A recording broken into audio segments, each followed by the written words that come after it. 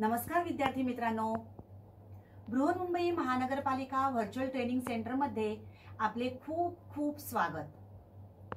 कोविड-19च्या या सद्यस्थितीत आपल्या शाळा बंद असल्या तरी आपले ऑनलाईन शिक्षण चालूच आहे आणि गेले वर्षभर आपण हा ऑनलाईन अभ्यास करत आहोत। त्यासाठी आपली शिक्षणाची गती कमी होऊ नये म्हणून बृहन्मुंबई महानगरपालिका व्हर्च्युअल ट्रेनिंग सेंटरच्या माध्यमातून काही व्हिडिओंची निर्मिती करण्यात आलेली आहे। मी निलिमा कदम, आपली व्हर्च्युअल शिक्षिका। आजचा घटक आपण बघणार आहोत इयत्ता 9वी गणित भाग 1 वास्तव संख्या रियल नंबर्स। परिमेय संख्येचे दशांश रूप decimal representation of rational numbers. 2/3 is equal to 0.666, that is 6 is a recurring number. 6 हा अंक आवर्ती आहे। 16/11 is equal to 1.454545. The 45 this group is a recurring group. 45 हा अंक आवर्ती आहे। अशा प्रकारे जेव्हा भागाकाराची क्रिया पुढे चालू राहते व तोच अंक किंवा अंकांचा एक गट पुन्हा पुन्हा येत राहतो त्यावेळेला ते दशांश रूप अखंड आणि आवर्ती नॉन टर्मिनेटिंग रिकरिंग टाइप आहे असं म्हणतात। आता अपरिमेय संख्याचं दशांश रूपामध्ये आपण मांडणी करूया। 2 या संख्येचे वर्गमूळ आपण भागाकार पद्धतीने काढायचा प्रयत्न केला तर आपल्याला अशा प्रकारे हा भागाकार मिळणार आहे। ही क्रिया सतत पुढे चालू राहणार आहे आणि उत्तर आपल्याला काय मिळते बघा।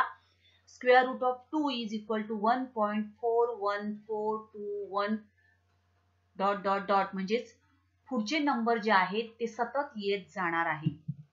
तसंच 3 चे जर वर्गमूळ काढायचा आपण प्रयत्न केला तर त्या ठिकाणी सुद्धा आपल्याला √3 is equal to 1.732 ... म्हणजेच येणारे अंक जे आहेत हे वेगवेगळे येणार आहेत। नॉट रिकरिंग नंबर्स, आवर्ती अंक आपल्याला दिसत नाही।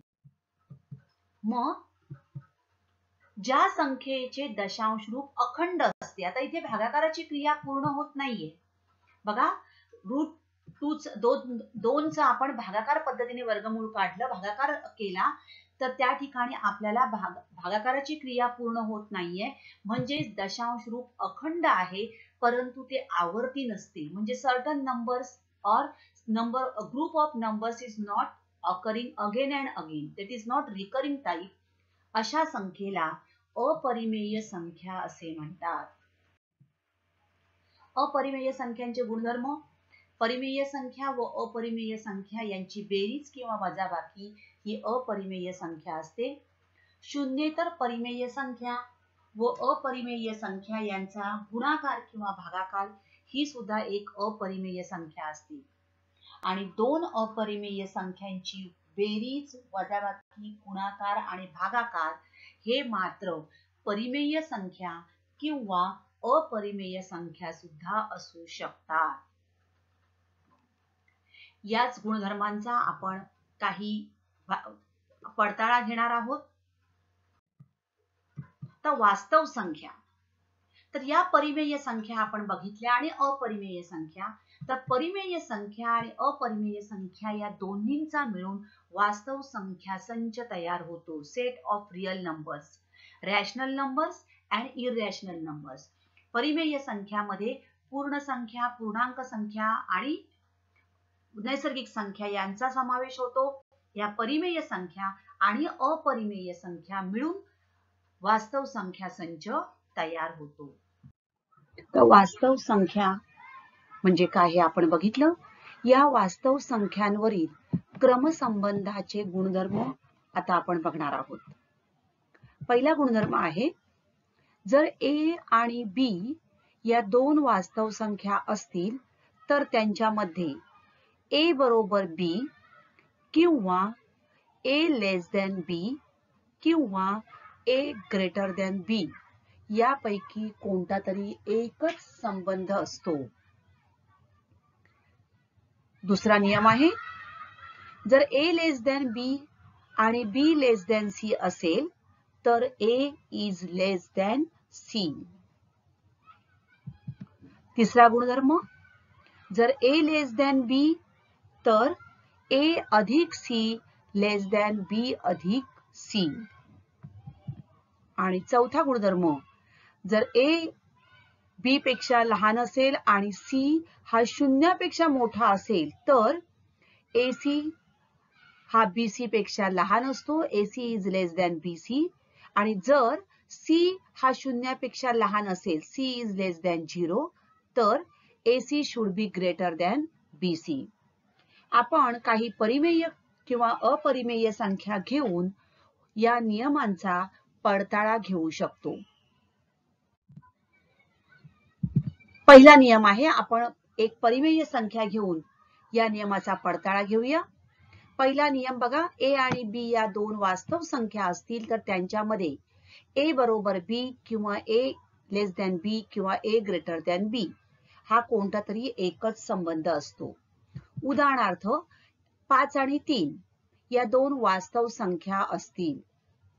ओके, परिमेय संख्या आहेत, या दोन वास्तव संख्या असतील तर या ठिकाणी 5 आणि 3 च्या बाबतीत कोणता संबंध येणार आहे? येस, काय येणार आहे?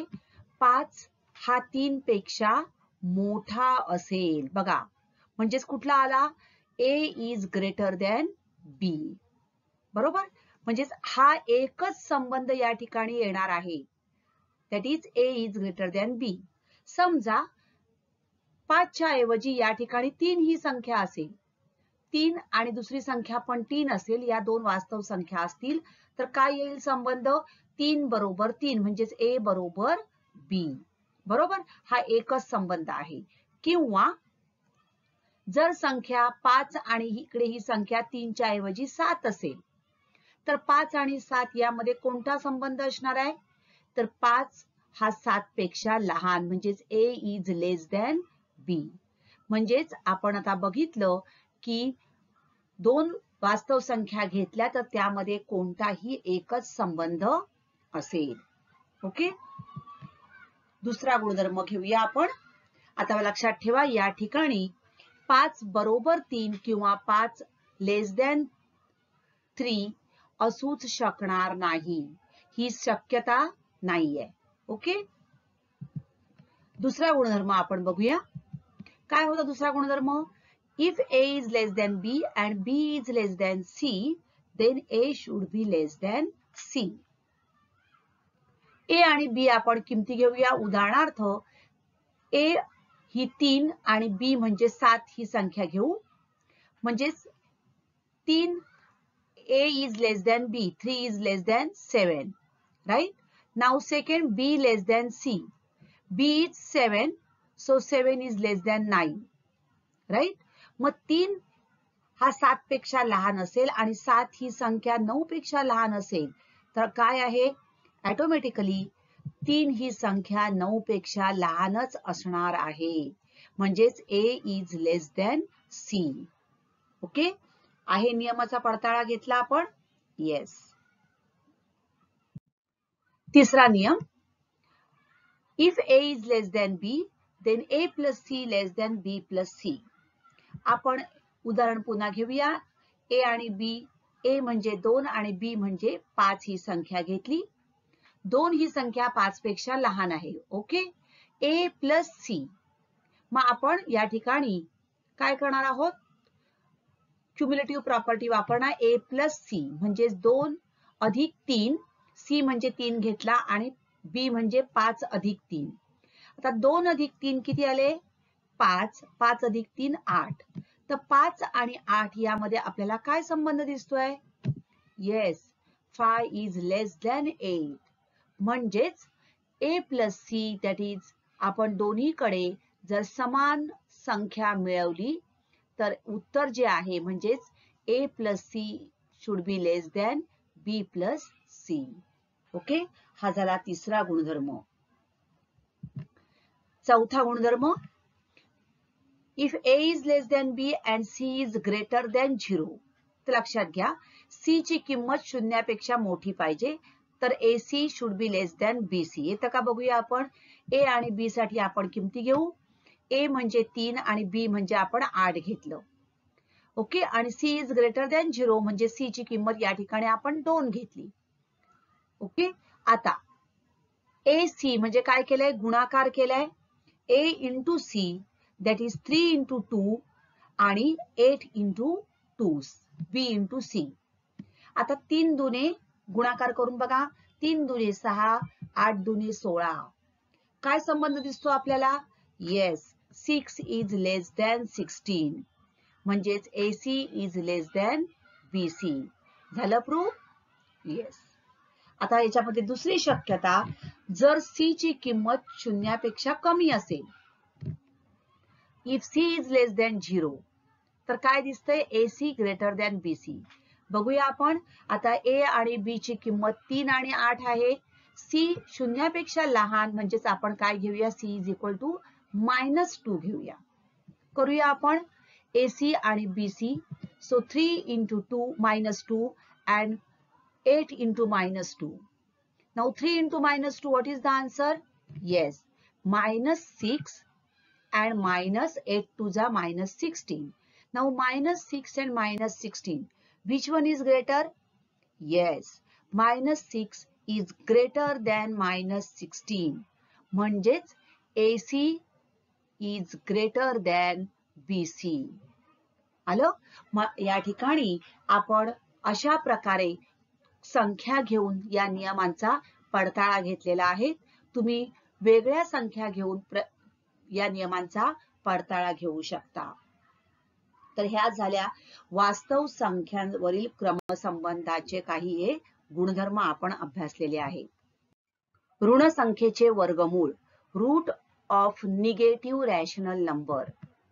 लक्षात ठेवा, कोणत्याही वास्तव संख्येचा वर्ग ही नेहमी ऋणेतर संख्या येते.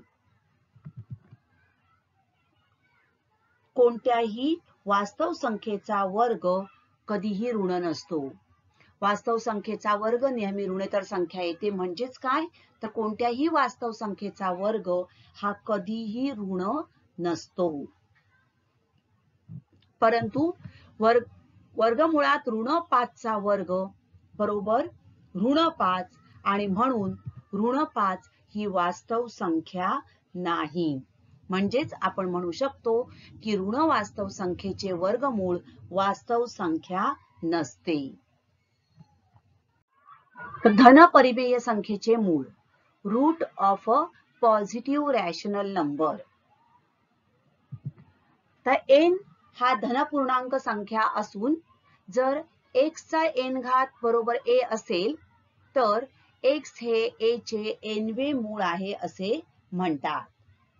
आता या ठिकाणी लक्षात घ्या बघा, उदाहरणार्थ आपण बघितलं या ठिकाणी x चा n वा घात म्हणजेच x चा घन बरोबर, समजा आपण घेतलं x चा घन बरोबर 8 घेतलं बरोबर, तर x बरोबर काय येणार आहे?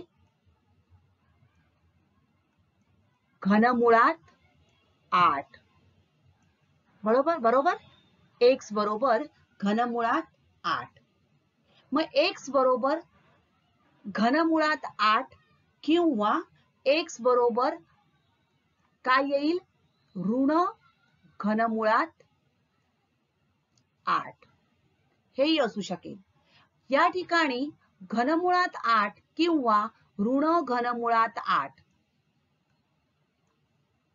बघा, x बरोबर ऋण घनमुळात 8.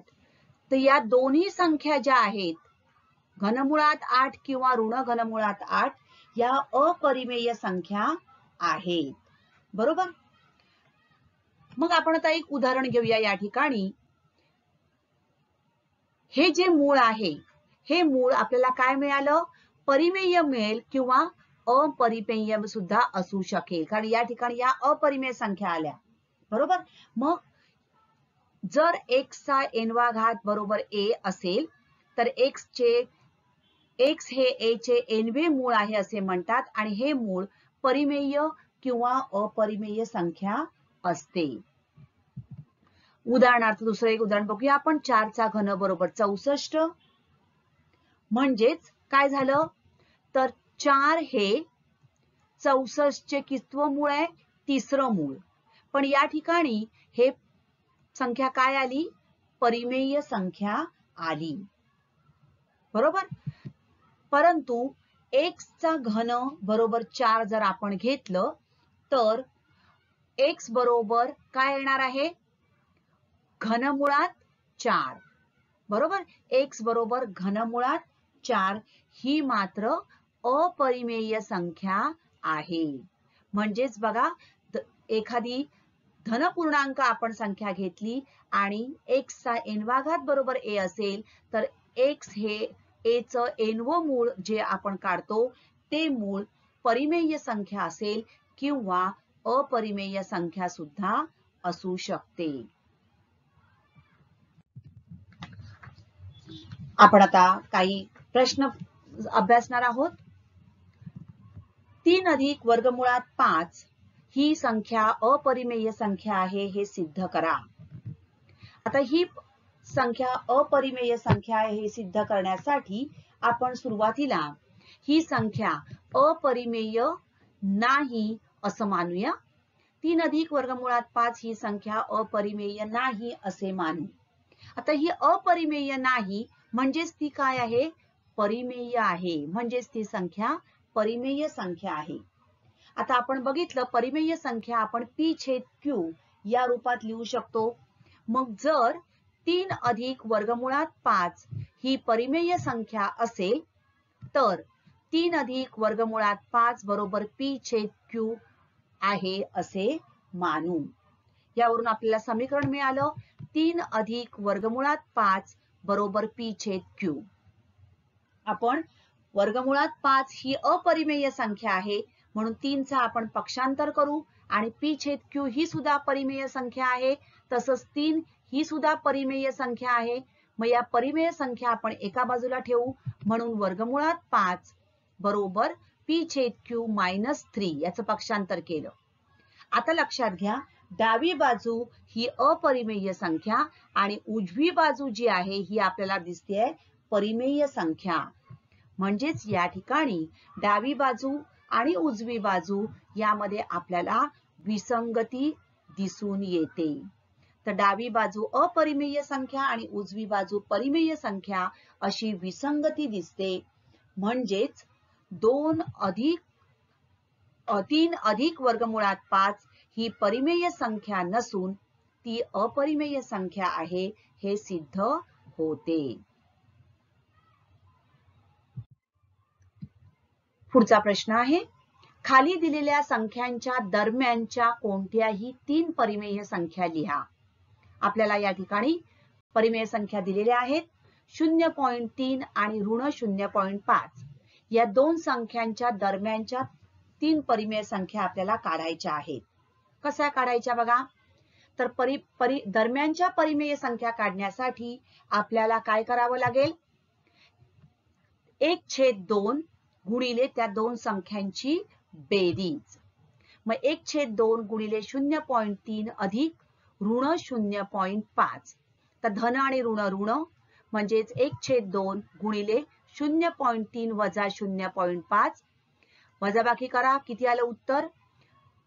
1/2 गुणिले ऋण 0.2.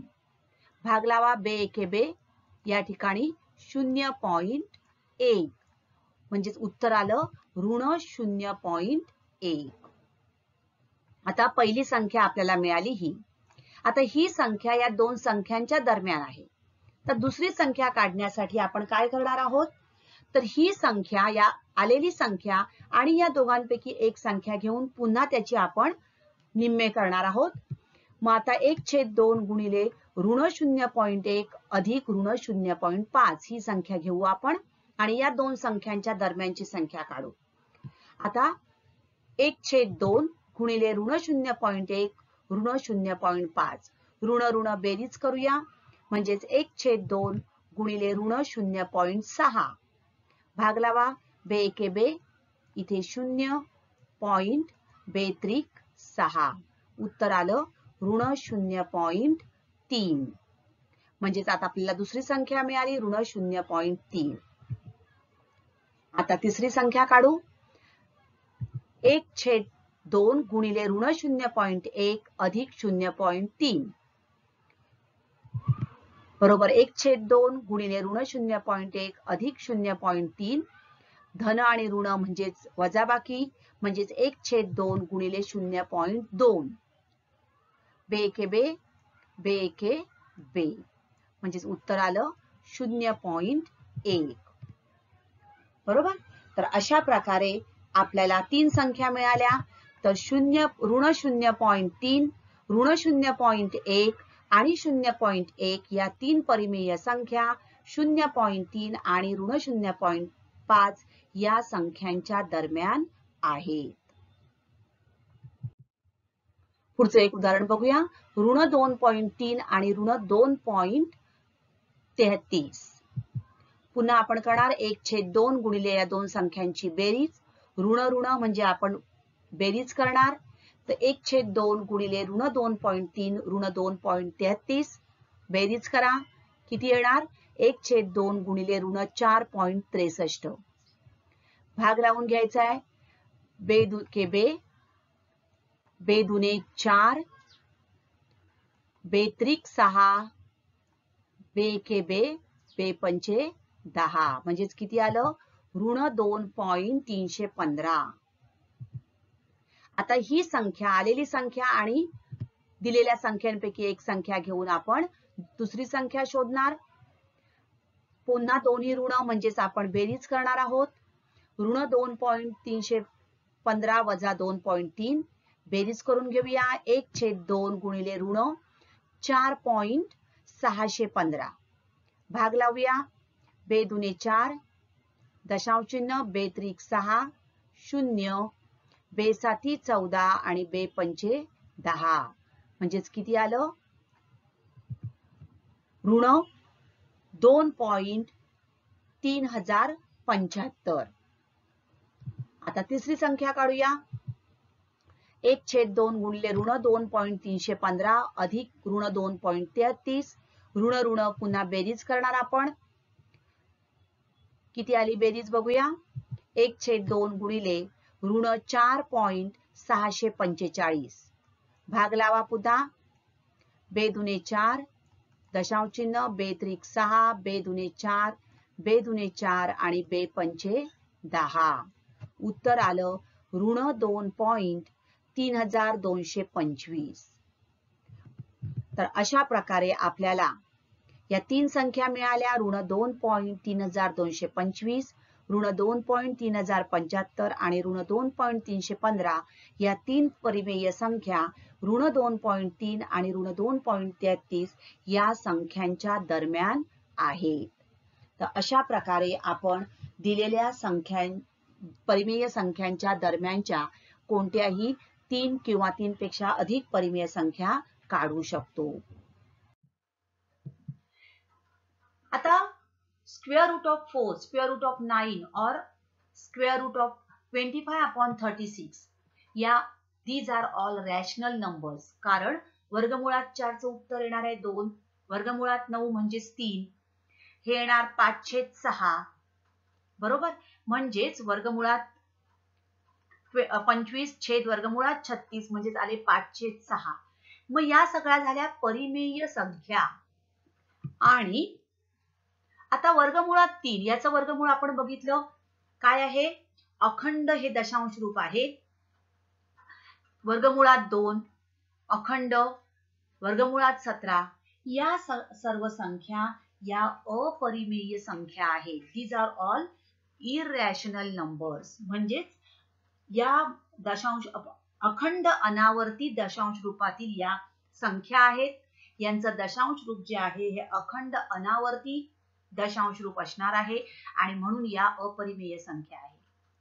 आता surd, Karni. Surd used to be another name for irrational number. आपण एक irrational number यांच्यासाठी सर्ड हा शब्द वापरतो, कर्णी म्हणतो. but it is used for a root that is irrational. ज्या वेळेला आपण करणी म्हणतो त्यावेळेला करणी म्हणजेच काय तर अपरिमेय संख्याच होत. करणी जर n ही 1 पेक्षा मोठी पूर्णांक संख्या असेल आणि a या धनवास्तव संख्येचे nवे मूळ x ने दाखवले तर x raised to n बरोबर 1 किंवा nth root of a is equal to x असे लिहितात. n is an integer greater than 1 and if a is a positive real number and nth root of a is x then it is written as x raised to n equal to a or आपण अशा प्रकारे पण लिहितो nth root of a is equal to x. a चे nवे मूळ बरोबर x. In a surd nth root of a the symbol root, this symbol is called the radical sign. A is the order of the surd and a is called radicand. Nth root of a is the radicand करणीस्थ संख्या, हे करणी चिन्ह आणि n ही करणीची कोटी order of the surd. Any root which does not produce an integer answer is considered a surd. For example, वर्गमुळात 5 ह्याचं उत्तर आपल्याला काय मिळणार आहे अखंड अनावर्ती दशांश रूप असणार आहे. वर्गमुळात 15 अखंड अनावर्ती दशांश रूप आणि म्हणून ह्या झाल्या करणी सर्ड. परंतु वर्गमुळात 25 वर्गमुळात 16 वर्गमुळात 49 these are all integers. खालीलपैकी कोणत्या संख्या करणी आहेत ते ओळखा.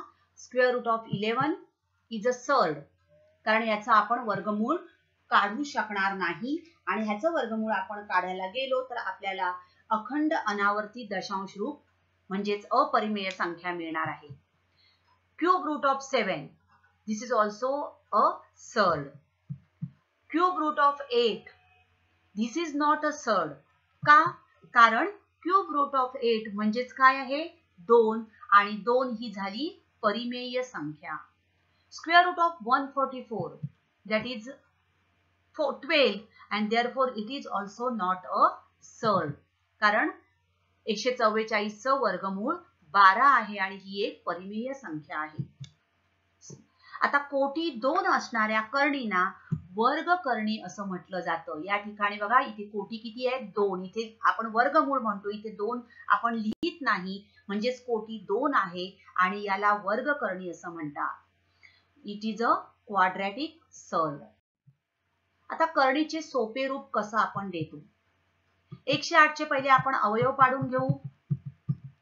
108 चे आपल्याला हे अवयव मिळाले. आता इथे क्यूब रूट ऑफ 108 108 चं तिसरं मूळ आपल्याला शोधायचं आहे. या ठिकाणी लक्षात घ्या 27 ही संख्या 3 चा घन आहे म्हणजेच 108 ही संख्या आपण 27 गुणिले बेदुने 4 या रूपात लिहू शकतो. आता आपण वेगळं करूया. Cube root of 27 into cube root of 4.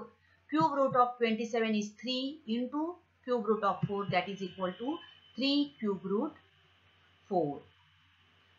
147 चे अशाच प्रकारे आपण मूळ अवयव काढून घेणार आहोत आणि मग आपल्याला अवयव मिळणार 49 into 3 is equal to 147. 49 is a whole square आणि म्हणून 49 चा आपण वर्गमूळ घेतलं 7 गुणिले वर्गमुळात 3 बरोबर 7 वर्गमुळात 3.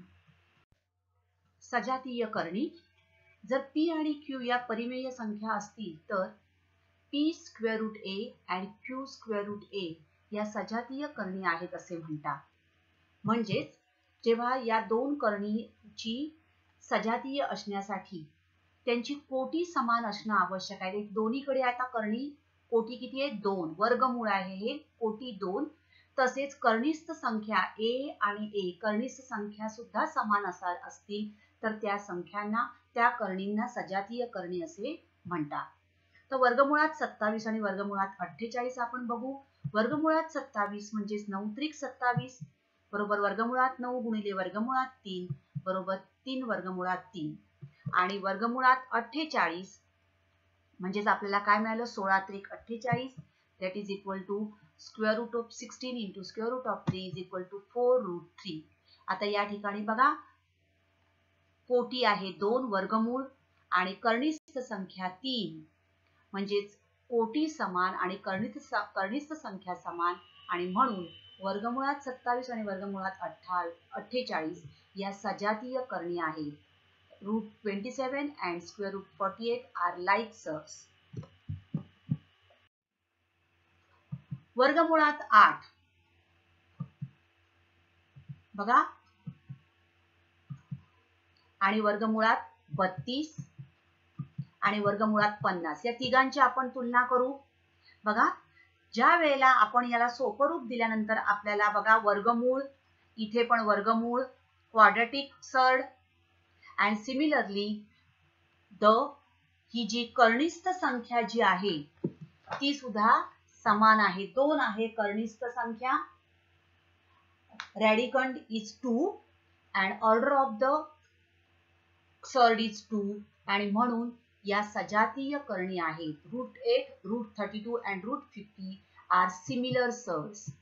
तर सोप्या रूपातील करणींची कोटी व कनिष्ठ संख्या समान असल्यास त्या करणींना सजातीय करणी असे म्हणतात. करणी दिल्यानंतर आपण त्या करणीला सोपे रूप देऊन घेणार आहोत आणि त्यानंतर त्यांची कोटी आणि कनिष्ठ संख्या बघितली ती जर समान असेल तर त्यांना सजातीय करणी असे म्हणतात. आता करणींची आपण तुलना करू. √11 and √30. तर दोन करणींची तुलना करण्यासाठी त्या करणींच्या कोटी सारखी असावी लागते. त्याचबरोबर कोटी सारखी असेल तर त्यांच्या कनिष्ठ संख्यावरून त्या करणीतील लहान मोठेपणा आपण ठरवू शकतो. उदाहरणार्थ आता बघा इथे या ठिकाणी करणी आहेत. कोटी आहे 2, √11 √13 कोटी 2 आणि order of the surd is 2 म्हणून आपण या कनिष्ठ संख्यांची तुलना करू. 11 is less than 13 therefore √11 is less than √13. दुसरं उदाहरण आपण बघू 2√7 and √28. आता आपण 2√7 ही संख्या 2 म्हणजेच काय तर √4 4चं वर्गमूळ 2 आहे. √4 that is equal to √28 and this number is also 28. √28 is equal to √28 therefore this number is equal to this number. किंवा आपण असंही करू शकतो बघा 28चे आपण सोपं रूप देऊन घेतलं आपल्याला मिळालं 2√7 म्हणजेच this is 2√7 and this is 2√7 and therefore 2√7 is equal to √28. 5 √5 7 √2. आपण 5 म्हणजेच वर्गमुळात 25 गुणिले वर्गमुळात 5 मिळाले आपल्याला वर्गमुळात 125. आता 7 वर्गमुळात 2 म्हणजेच 7 म्हणजेच वर्गमुळात 49 गुणिले वर्गमुळात 2 that is equal to √98. आता 125 आणि 98 ची तुलना करू. 125 is greater than 98 therefore 5 √5 is greater than 7 √2. आता 5 वर्गमुळात 3 आणि 9 ची तुलना करू म्हणजे झाले 75. √25 into √3 that is equal to √75 and 9 म्हणजेच वर्गमुळात 81 √81. 75 आणि 81 ची तुलना करू. 75 is less than 81 therefore 5√3 is less than 9. तर दोन करणींची कोटी सारखी असेल तर कनिष्ठ संख्यावरून त्या करणीतील लहान मोठेपणा आपण ठरवू शकतो. थँक्यू. तर अशाच प्रकारचे व्हिडिओ पाहण्यासाठी PMC VTC मराठी या चॅनेलला लॉग इन करा आणि सबस्क्राईब करा. त्याचबरोबर नवीन व्हिडिओचे नोटिफिकेशन मिळविण्यासाठी बेल आयकॉनलाही क्लिक करा. थँक्यू. तर आजचा घटक आवडला ना? अशीच माहिती मिळवण्यासाठी या चॅनेलला सबस्क्राईब करा आणि हे व्हिडिओ पुन्हा पहा. पुन्हा भेटणार आहोत पुढच्या भागात. थँक्यू.